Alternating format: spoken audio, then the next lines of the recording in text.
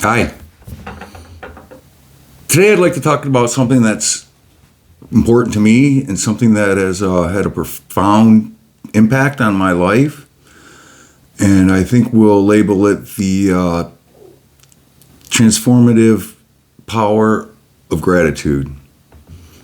A simple concept we learn in elementary school when they teach us about half full, half empty.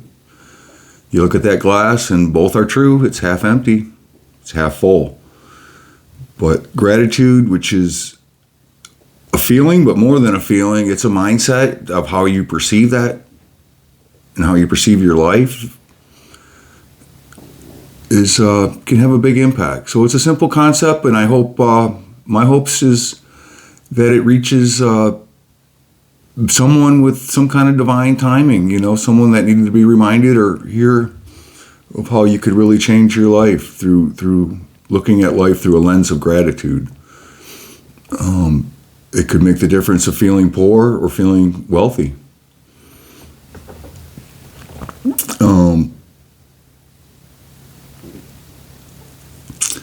There's a science behind it. When you are grateful, you lower your cortisol, you relax your nervous system.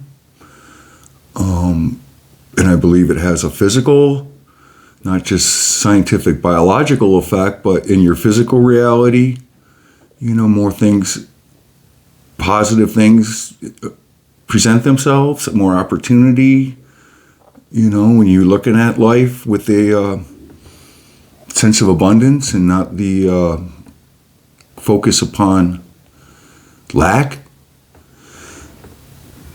There's a transformation that really happens, and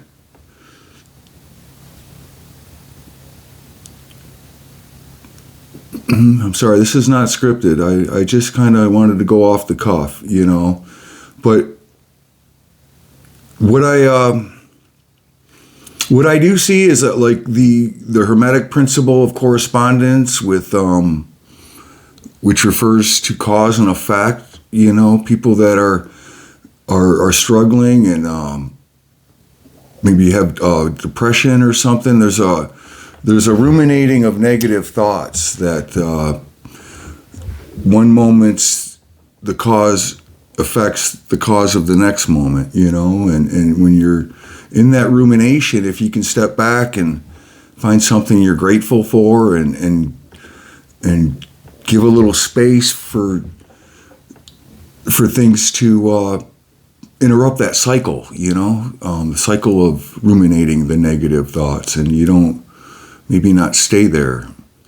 And it's also where with that lens of gratitude, you may leave a grocery store feeling more happy instead of the money or, the digital currency that doesn't even represent gold anymore is gone. But then when you're looking at it as all the goods you have, and you're not attached anymore to that money. You're grateful for the goods and everything that went into getting those goods to your table, the ambitious farmer, the struggling worker that picked it, and the truckers and the produce manager and all of it that just goes into it. Or you slip into that hot bath and you think, man, our people, human race used to have to go down to the river and heat up kettles and pots of, and we turn that knob and slip in and feel all that joy. And, we're there's a lot of talk about, the practice of gratitude. And I think it does start with practice, but then it becomes your actual being after a while, where you're just thankful. You're not expecting everything. And so you're so grateful for it, because you're not like, oh, you're not treating me well enough. I expected this. And, you're just grateful for any love you get or any kind of blessings in life that you have. And that's one thing that the Buddhists will say about the suffering will be due to attachment and over desire. I don't think it's wrong to desire. I think it's very human to desire, but I also feel like if you're overly attached to outcomes, or you're overly attached to what is good or bad, like the Zen parable of the farmer with the horse escapes, and the neighbors all say, "Oh, what bad fortune." Farmer says, "Perhaps." And then the horse returns with 3 other horses, and they say, "What good fortune." The farmer says, "Perhaps." And then the farmer's son breaks his leg breaking one of the horses to train him, and what bad fortune. Again, perhaps.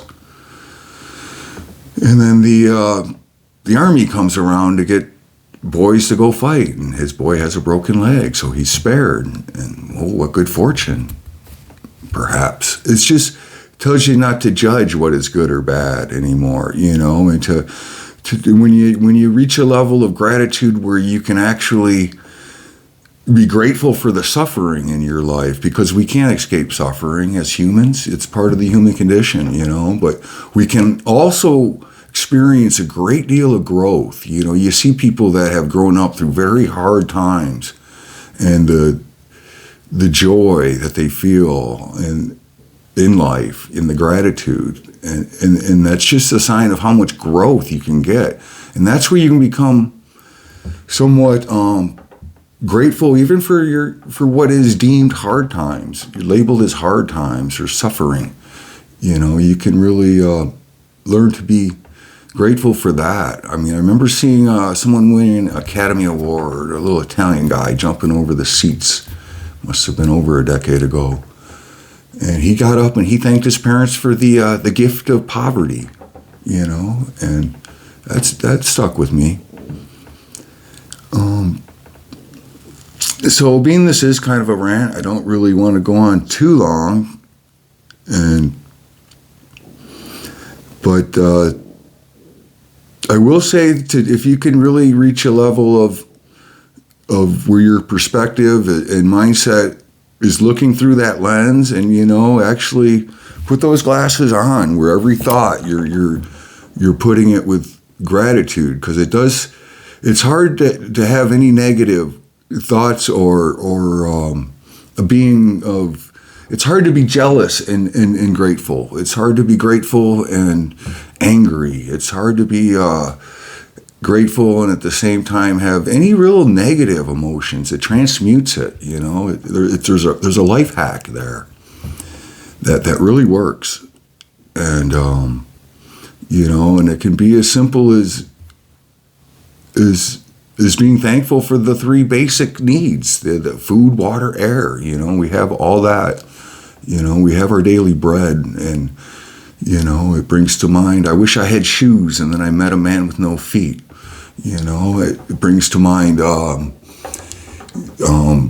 comparison is the thief of joy. You may have that fishing boat you love and call her old Betsy, and you find such pleasure in it, and then the guy rolls up in his fancy Bass Slayer 2000, and right there's a choice to say, man, I hope he loves that boat as much as I love old Betsy. Or you could choose the other half empty and say, stupid boat, why aren't you more like that? Why can't I have that?